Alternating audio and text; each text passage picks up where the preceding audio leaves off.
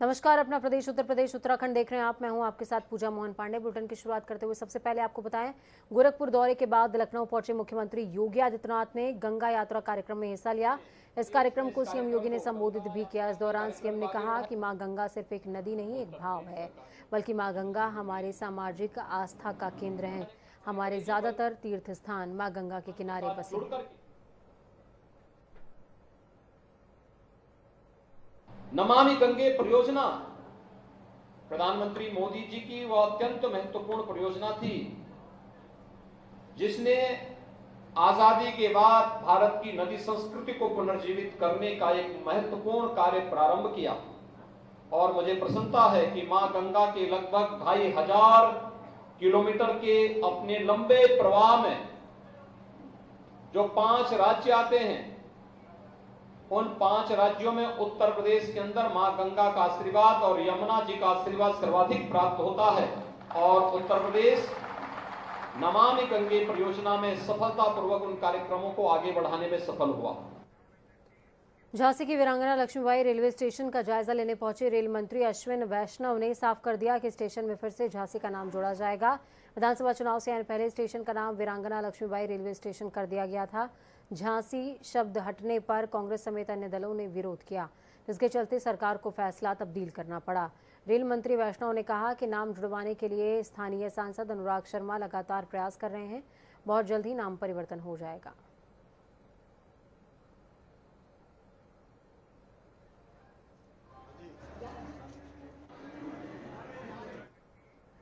पश्चिम बंगाल में आसनसोल लोकसभा सीट और बालीगंज विधानसभा उपचुनाव में टीएमसी ने बाजी मार ली है। आसनसोल लोकसभा सीट पर टीएमसी के उम्मीदवार शत्रुघ्न सिन्हा 3,75,000 वोटों से विजयी हुए हैं। समाजवादी पार्टी के अध्यक्ष अखिलेश यादव ने शत्रुघ्न सिन्हा और टीएमसी प्रमुख मुख्यमंत्री ममता बनर्जी इस जीत के लिए बधाई दी है। उन्होंने ट्वीट करते हुए कहा कि टीएमसी के प्रत्याशी शत्रुघ्न सिन्हा जी ने आसनसोल लोकसभा सीट से 3 लाख से ज्यादा वोटों के अंतर से भाजपा प्रत्याशी को हराकर जो ऐतिहासिक जीत हासिल की है, उसके लिए उन्हें और सुश्री ममता बनर्जी जी के कुशल नेतृत्व को हार्दिक बधाई। भाजपा का विधानसभा उपचुनाव की सभी सीटों पर हारना बड़ा संकेत है।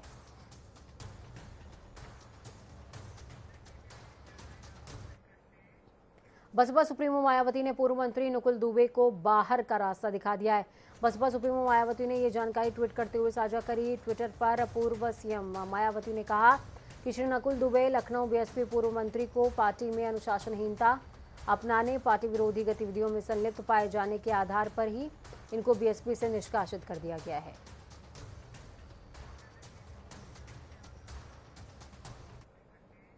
तो बड़ी खबर, अहम जानकारी आपको आगरा से दे रहे हैं। जनता टीवी की खबर का बड़ा असर हुआ है। प्रशासन ने अवैध खनन करा रहे 11 वाहनों को सीज कर दिया।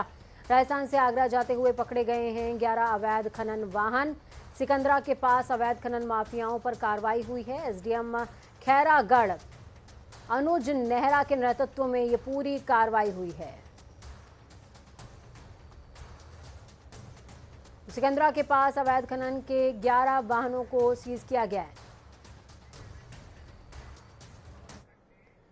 उत्तर प्रदेश के बरेली में ऑनर किलिंग का मामला सामने आया। पिता मंगली यादव अपनी ही बेटी की मोहब्बत में खलनायक बन गया।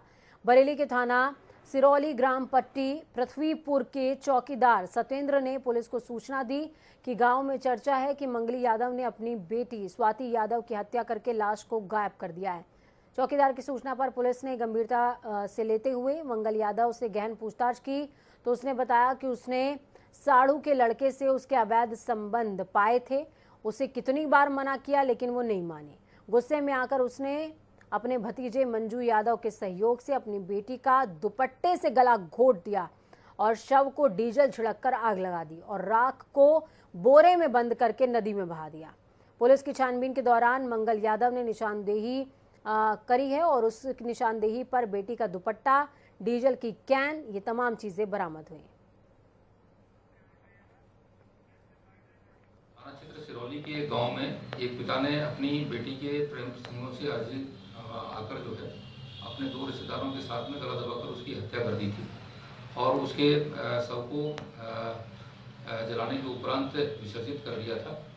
गांव में इस प्रकार की सूचना प्राप्त होने पर इस सूचना को सत्यापित करने पर यह घटना सही पाई गई। इस संदर्भ में आरोपित पिता को गिरफ्तार कर लिया है तथा जो शेष अभियुक्तों की गिरफ्तारी के लिए टीमें बनाई।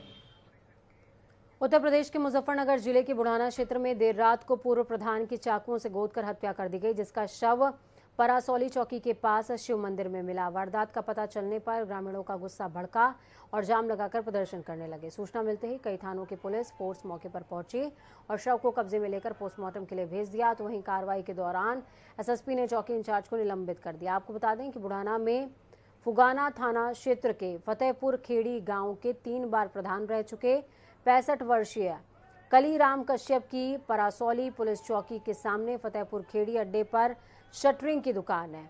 परासौली चौकी के नजदीक स्थित शिव मंदिर के प्रांगण में शनिवार को देर रात कलीराम का लहूलुहान शव मिला था।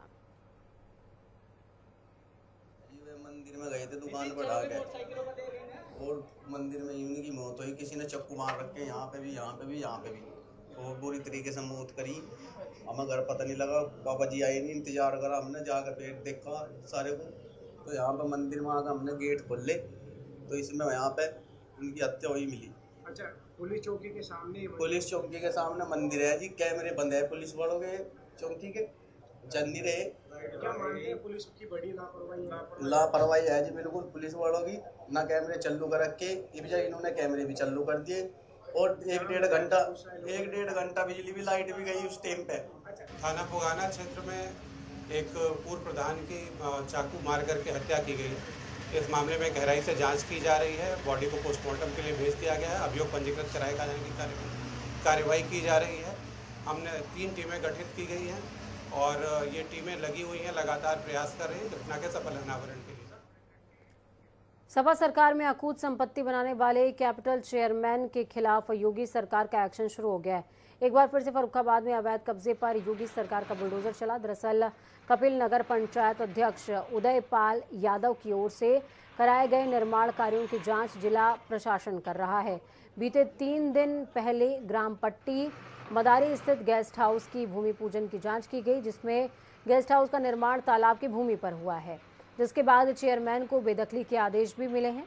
जिसके बाद प्रशासन की मौजूदगी में गेस्ट हाउस ध्वस्त करते हुए बुलडोजर से इसके ध्वस्तीकरण का काम हुआ। प्रशासन की कार्रवाई के दौरान मौके पर भारी तादाद में पुलिस बल को भी तैनात किया गया था। उत्तर प्रदेश की राजधानी लखनऊ से सटे जिले बाराबंकी में ग्रामीण स्तर पर अलग अलग प्रतिभाओं से लबरेज छात्र छात्राओं को निखार कर उनके भविष्य को संवारने के लिए प्राइमरी स्तर की आर्मी ट्रेनिंग एकेडमी खोली गई है। ये जिले का पहला ट्रेनिंग सेंटर है जहां बच्चों को प्राइमरी स्तर पर भारतीय सेना और अर्धसैनिक बलों का प्रशिक्षण दिया जा रहा है। मिशन भारत के तहत इस मिनी एनडीए को बनाने वाले डॉक्टर सैयद रिजवान अहमद का मकसद गांव के इन छोटे छोटे बच्चों में देशभक्ति का जज्बा भरकर उन्हें सेना में कर्नल और ब्रिगेडियर जैसा बड़ा अधिकारी बनाना है, जिससे ये छोटे से गांव से निकलकर देश की सेवा कर सकें। यहाँ बच्चों के नाम के आगे जाति पंथ के लिखे जाने के बजाय कैडेट्स लिखा जाता है। साथ ही अभिवादन में भारत माता की जय और जय हिंद का प्रयोग होता है। मिशन भारत एकेडमी के लोगों पर मिशन भारत के साथ राष्ट्रभक्ति में राष्ट्रभक्ति इस पुष्टि करता है। देश ने और फौज ने हम लोग को बहुत दिया है, समय है कि हम भी कुछ देश को दें और फौज को दें। तो ये एक मुहिम है सिविलियंस के थ्रू, प्योर सिविलियन। यहाँ के जो स्टाफ है वो भी सिविलियन है, मैं भी सिविलियन हूँ, जो स्पोर्ट्स नेटवर्क से देख रहे हैं वो भी सिविलियन हैं। कि यहाँ के बच्चों को ये दूर दराज गाँव जो है ममरकापुर, यहाँ के रेड कार्ड होल्डर्स के जो बच्चे हैं, ये भूमिहीन, ज़्यादातर भूमिहीन किसान हैं या भूमिहीन मजदूर हैं, उनके बच्चे हैं। इनको हम 2nd क्लास पास करी अभी इन्होंने की है, इनको हम ट्रेन कर रहे हैं फॉर सैनिक स्कूल। 5th क्लास के बाद ये सैनिक स्कूल का इम्तहान देंगे और उसके बाद अगर सिलेक्ट नहीं होते हैं तो उसके बाद हम इन्हें एनडीए के लिए प्रिपेयर करेंगे। एंड मिशन ये है कि यहाँ से हम फौजी ऑफिसर्स यहाँ से निकलें, यहाँ के बच्चे ब्रिगेडियर बने, कर्नल बने, जनरल बने, और शहर के जो बच्चे हैं जो एक संपन्न वर्ग है भारत का, वहाँ के बच्चों को ये एक कॉम्प्लेक्स दें। सर, ये इसके पीछे जो मोटो है वो सैनिक स्कूल में बच्चों को भेजना है। जैसे कि जो गांव के बच्चे होते हैं वो नहीं पहुंच पाते हैं, देश तक जानकारी नहीं हो पाती है। इनको बताया गया है कि मेरे पापा ने ये किया, दिहाड़ी किया, तुम भी आगे चल के कर लेना, यही मजदूरी करनी। इस मजदूरी से निकाल करके देश की तक पहुंचाने के लिए, देश की सेवाओं में लगाने के लिए इनको ट्रेनिंग दी जा रही है। तो वाकई बहुत ही बेहतरीन काम। देशभक्ति का जज्बा जात पात धर्म से बहुत ऊंचा होता है, वो काम ये तमाम लोग कर रहे हैं। वक्त यहाँ पर छोटे से ब्रेक का है। ब्रेक के बाद एक बार फिर से आप सभी का स्वागत है। मुख्यमंत्री पुष्कर सिंह धामी उपचुनाव चंपावत विधानसभा क्षेत्र से ही लड़ेंगे, इस बात की पुष्टि लगभग हो चुकी है। ये बात लगभग तय हो गई है। सूत्रों के अनुसार पार्टी ने भी इस पर मुहर लगा दी है। विधायक कैलाश गहतोड़ी ने सबसे पहले सीएम धामी के लिए सीट छोड़ने का ऐलान किया था। चंपावत विधानसभा सीट मुख्यमंत्री पुष्कर सिंह धामी की परंपरागत सीट खटीमा से एकदम लगी हुई सीट है। साथ ही चंपावत विधानसभा के बनबसा और टनकपुर क्षेत्र में मूल रूप से पिथौरागढ़ जनपद के रहने वाले मतदाताओं की तादाद भी काफी है। सीएम धामी भी मूल रूप से पिथौरागढ़ जनपद से ही आते हैं। बताया जा रहा है कि विधायक गहतोड़ी 1-2 दिन में सीएम धामी के लिए सीट छोड़ सकते हैं, विधायकी से इस्तीफा दे सकते हैं। विधायक गहतोड़ी पिछले कुछ दिनों से विधानसभा क्षेत्र के भ्रमण में भी लगे हुए हैं। उन्होंने जिला मुख्यालय समेत अलग अलग गांवों में जाकर विधानसभा चुनाव में उन्हें पार्टी को विजयी बनाने के लिए आभार भी व्यक्त किया। कल शाम को वो बनबसा स्थित अपने आवास पर पहुंचे थे।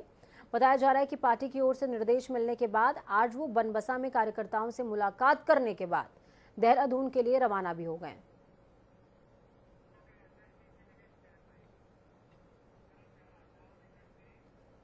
तो वहीं उत्तराखंड कांग्रेस के नवनियुक्त प्रदेश अध्यक्ष करण माहरा ने विधिवत रूप से बतौर प्रदेश अध्यक्ष पद का इंचार्ज संभाल लिया है। माफ कीजिएगा, चार्ज संभाल लिया है। कांग्रेस प्रदेश मुख्यालय में पार्टी के वरिष्ठ नेताओं की मौजूदगी में करण माहरा ने प्रदेश अध्यक्ष की जिम्मेदारी संभाली है। इस दौरान कांग्रेस प्रदेश प्रभारी देवेंद्र यादव, पूर्व मुख्यमंत्री हरीश रावत, नेता प्रतिपक्ष यशपाल आर्य सहित पार्टी के तमाम पदाधिकारी और कार्यकर्ता मौजूद रहे। नए प्रदेश अध्यक्ष की ताजपोशी के दौरान कांग्रेसी कार्यकर्ताओं में उत्साह नजर आया। कांग्रेस प्रदेश अध्यक्ष करण माहरा ने अपनी प्राथमिकताएं गिनाते हुए कहा कि वो पूरे प्रदेश का दौरा करेंगे, साथ ही कार्यकर्ताओं से बातचीत करेंगे, आम जनता से समर्थन हासिल करेंगे। उन्होंने पार्टी में किसी भी तरह की गुटबाजी से इनकार किया है। हालांकि इस दौरान आपको बता दें कि जिस दौरान करण माहरा अपना पदभार ग्रहण कर रहे थे, 19 में से मात्र 6 ऐसे विधायक थे जो इस कार्यक्रम के दौरान उपस्थित रहे थे। तो बड़ी खबर, अहम जानकारी आपको दे रहे हैं। देहरादून से करण माहरा ने पदभार समारोह में कांग्रेस की जो फूट है वो नजर आई है। कांग्रेस के 19 विधायकों में से महज 6 विधायक ऐसे थे जो शामिल हुए। विधायकों की नाराजगी पर करण माहरा की सफाई, जो काम नहीं करेंगे उनकी जरूरत नहीं है, ये कहना है करण माहरा का। तो बड़ी खबर, अहम जानकारी आपको दे रहे हैं। विधायकों की नाराजगी पर करण माहरा का बयान है। उन्होंने कहा जो पार्टी के काम नहीं आएगा, जो काम नहीं करेगा, उसकी हमें जरूरत भी नहीं है। 3 महीने का मैंने आपसे समय मांगा गया है, 3 से 4 महीने, क्योंकि पहले पूरे उत्तराखंड का दौरा करूंगा, कुमाऊं और गढ़वाल क्षेत्र को पूरा घूमूंगा, लोगों से जनभावनाएं मांगूंगा, कार्यकर्ता क्या चाहता है, किन लोगों को चाहता है, कौन काम करना चाहता है। मेरा उद्देश्य रहेगा कि जो भी पदाधिकारी बने वो 5 साल में कम से कम 70 के 70 विधानसभाओं में जाके लोगों से मिले, हमारे कार्यकर्ताओं का मनोबल बढ़ाए और कार्यकर्ताओं को ये उनसे पहचान हो, जान पहचान हो, तभी वो यहाँ बना रह सकता है। अन्यथा जो काम नहीं करेंगे उनकी आवश्यकता नहीं है। मुख्यमंत्री पुष्कर सिंह धामी से रविवार को उत्तराखंड सदन नई दिल्ली में प्रवासी उत्तराखंड वासियों ने मुलाकात करी। मुख्यमंत्री ने सभी से उत्तराखंड के विकास में सहयोगी बनने की अपेक्षा की है। सीएम ने कहा, हमारे प्रदेश के लोगों ने अपनी प्रतिभा के बल पर प्रदेश के बाहर अपनी विशिष्ट पहचान बनाने के साथ ही उत्तराखंड का नाम रोशन किया। मुख्यमंत्री ने प्रवासी उत्तराखंड वासियों की समस्याओं के समाधान के लिए देहरादून में प्रकोष्ठ के गठन की भी बात कही। इस प्रकोष्ठ के माध्यम से प्रवासी बंधुओं की समस्याओं का समाधान तो होगा ही, राज्य हित से जुड़े उनके सुझावों को अमल में लाए जाने का प्रयास भी किया जाएगा।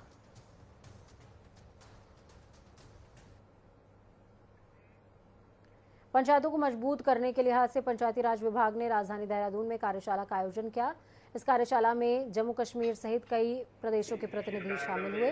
उत्तराखंड के कैबिनेट मंत्री सतपाल महाराज ने इसकी पहल करी थी। उन्होंने कहा, ऐसे आयोजन से पंचायती राज को मजबूती मिलेगी। इस कार्यशाला में देश भर के कई राज्यों से पंचायत प्रतिनिधि पहुंचे। जम्मू कश्मीर से भी 30 प्रतिनिधि उत्तराखंड पहुंचे थे। सतपाल महाराज ने कहा, हम पंचायतों को मजबूत करेंगे। होगा तो राम राज्य आएगा। आज पंचायतों को मजबूत करने के लिए हमने ये इनकी कार्यशाला ऑर्गेनाइज की है। और इसमें सबसे बड़ी विशेषता यह है कि हमारे बीच में जम्मू कश्मीर से भी लगभग 30 प्रतिनिधि आने वाले हैं। मैंने वहाँ के बड़ा नज़दीक से देखा है, तो आज वहाँ जो पंचायती राज लागू हुआ है एक्ट, ये अपने आप में अभिनंदन योग्य है, स्वागत योग्य है, और वहाँ पर भी धरातल पर काम उतरने लगे हैं। तो आज उनके बीच में उनका हम स्वागत करेंगे, उसके साथ साथ उनके बीच में विचार विमर्श करेंगे, और इसके साथ साथ केरला को हमने और हिमाचल को हमने स्टडी प्रांत बनाया है, स्टेट बनाया है। तो निश्चित रूप में हम पंचायती राज को मजबूत करेंगे और इस कार्यक्रम में ऐतिहासिक फैसले होंगे जिससे कि हमारे जितने भी जनप्रतिनिधि हैं मजबूत होंगे। देहरादून में 3 मई से शुरू होने वाली चारधाम यात्रा को लेकर शासन और प्रशासन अपनी तैयारियों में जुटा हुआ है। पर्यटकों को किसी भी तरह की दिक्कतों का सामना न करना पड़े, इसके लिए सरकार पूरी कोशिश कर रही है, जिसको लेकर पर्यटन मंत्री सतपाल महाराज ने कहा कि इस बार की चारधाम यात्रा बेहद सरल और सुगम होगी। उन्होंने कहा श्रद्धालुओं और पर्यटकों की सुरक्षा का पूरा ख्याल रखा जा रहा है। साथ ही चारधाम यात्रा पर आने वाले यात्रियों का रजिस्ट्रेशन अनिवार्य होगा। इसके लिए हमने रजिस्ट्रेशन किया है और जितनी कैरिंग कैपेसिटी होगी उसके मुताबिक ही लोग जाएंगे। हम ये चाहते हैं कि यात्रा सरल और सुगम हो, उसकी तैयारियां हैं। और आप देखेंगे कि इस समय नीचे गर्मी पड़ रही है तो यात्री पहाड़ की तरफ रुख कर रहा है। और निश्चित रूप में हमने जो हमारे मंदिर हैं, शैव मंदिर, शाक्त मंदिर और हमारे वैष्णव मंदिर हैं, उनको भी हमने डाइवर्सिफाई किया है। हम आग्रह करेंगे कि और स्थानों पर भी यात्री जाएं और हमारे पर्यटन को बढ़ावा दें। हल्द्वानी शहर में आजकल सड़कों की हालत खस्ता है। वजह यह है कि पूरे हल्द्वानी शहर में करीबन 162 किलोमीटर सड़कें गैस पाइपलाइन के लिए खोदी गई हैं। हालांकि इन सड़कों का मुआवजा लोक निर्माण विभाग को करीबन 6.5 करोड़ रुपए और नगर निगम हल्द्वानी को करीबन 4 करोड़ रुपए दिया जा रहा है। लेकिन जिला अधिकारी नैनीताल को मिली जांच रिपोर्ट में सामने आया कि कई सड़कों की खुदाई के बाद जिन जगहों में सड़कों को पाटा गया है वो मानकों के अनुरूप है ही नहीं। जिन सड़कों को खुदाई के बाद मानकों के अनुरूप नहीं पाटा गया, उन सड़कों को लोक निर्माण विभाग बनाएगा। जिला अधिकारी ने खोदी गई सड़कों को मानकों के अनुरूप ना पाए जाने के मामले पर सड़कों को त्वरित गति से ठीक कराए जाने के आदेश दिए हैं। सर देखिए, कल एक एसपीसी वालों से हमारी मीटिंग भी हुई थी और जिसमें पूरे शहर में 162 किलोमीटर सड़कें ऐसी हैं जो उन्होंने खोदी हैं गैस पाइपलाइन वगैरह बिछाने के लिए। 62 में से लगभग 100 के करीब किलोमीटर सड़कें ऐसी जिन्होंने खोदी हैं। उसके लिए कंपनसेशन के रूप में धनराशि जो है उन्होंने एक तो पीडब्ल्यूडी को लगभग 6.5 करोड़ के करीब धनराशि उन्होंने दी है और 4 करोड़ रुपए करीब उन्होंने नगर निगम को दी है। अलकनंदा नदी किनारे यात्रियों और पर्यटकों के लिए बनाए गए घाट खंडहर में तब्दील हो चुके हैं और घाटों में नदी का मलबा भरा हुआ है। यात्रियों के अलावा स्थानीय लोगों को भी इन घाटों का कोई लाभ नहीं मिल पा रहा। बरसाती सीजन गुजरने के 6 महीने बाद भी इन घाटों की सफाई नहीं हो पाई है, जबकि पहले के हालातों की अगर बातचीत की जाए तो 6 महीने पहले या यूं कहें कि साल भर पहले या पिछले सीजन में इन तमाम घाटों की सफाई हुआ करती थी।